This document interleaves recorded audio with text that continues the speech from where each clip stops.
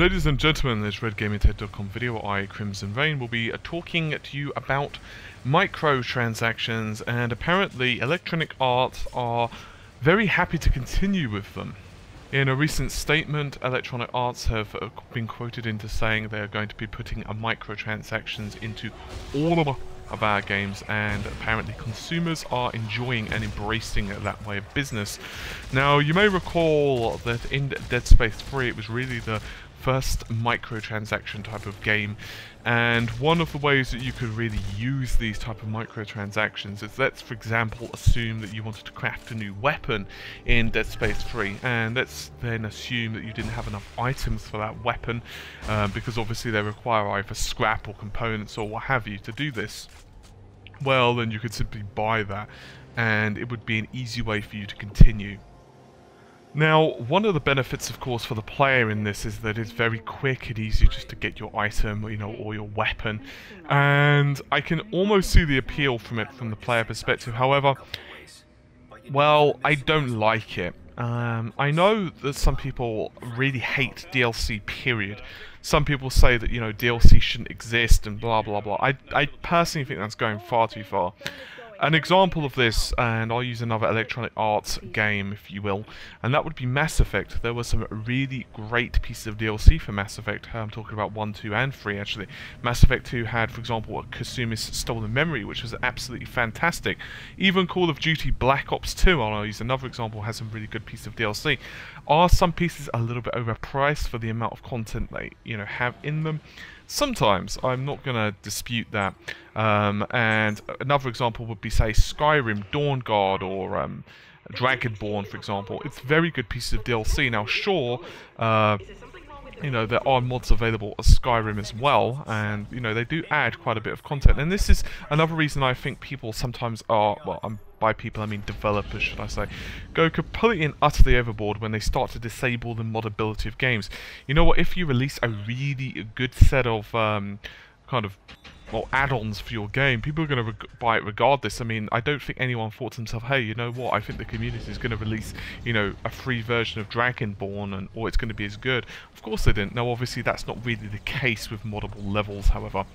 Regardless, I'm kind of going off a tangent, as I tend to do.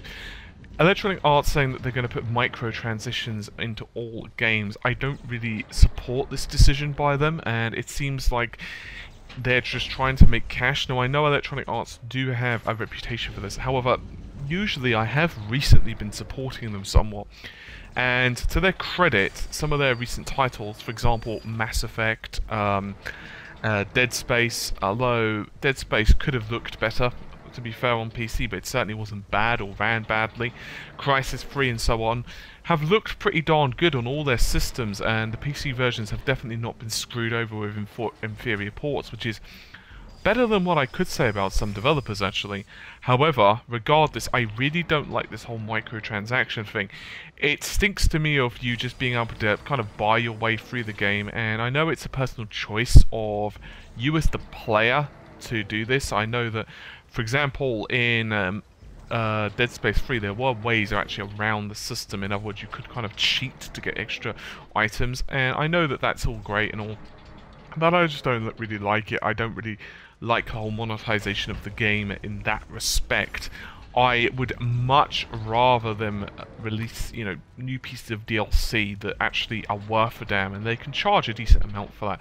For example, let's say they were to release Dead Space 3, I can't think of an example, but let's just say, for example, a whole new set of levels, and they were to charge like the equivalent of £10 for that, and it's like, 5-7 hours gameplay, something like that. Well, that's fine. I don't really have a problem with that principle. I do start having problems when, you've got these microtransactions in there that are clearly just for players, convenience more than anything, but they just are there really to make money. I don't really like that.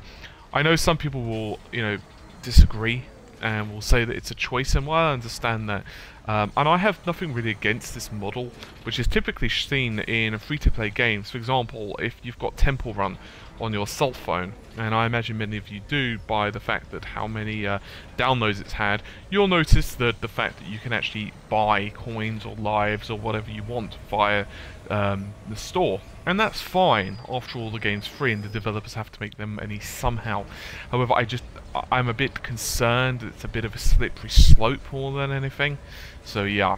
Anyway, that's my opinion, and that is the news, as they would say. So regardless of what happens, I will see you soon, hopefully, and take care of yourselves, and bye for now.